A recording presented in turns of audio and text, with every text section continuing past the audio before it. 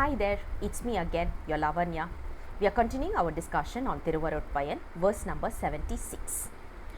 Utrarum Petrarum Ovadu Urayodiya Petrarum Atrar Pavam. Today's verse talks about who is going to break through this vicious cycle of birth and death. So, the song, this particular verse gives us a clarity about three things. One is someone who has realized that God, which is Almighty, and the soul is inseparable, and everything is predestined and everything happens according to His wish and will.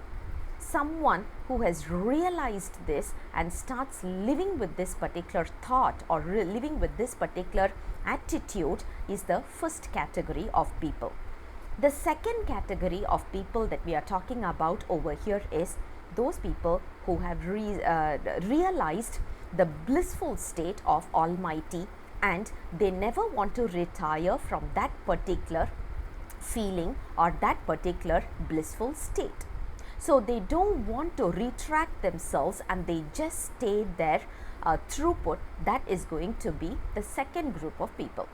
And the third group of people who have given up on the worldly pleasures, worldly talk, and they have just kept their mouth zipped up and without talking anything, not even wanted or unwanted thing, they just keep their mouth zipped up because they feel there is nothing more important than Lord Shiva or the Almighty.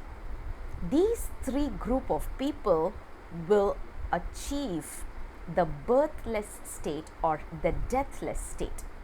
When we talk about birthless or deathless state, which is what we talk about breaking the vicious cycle of the birth and death.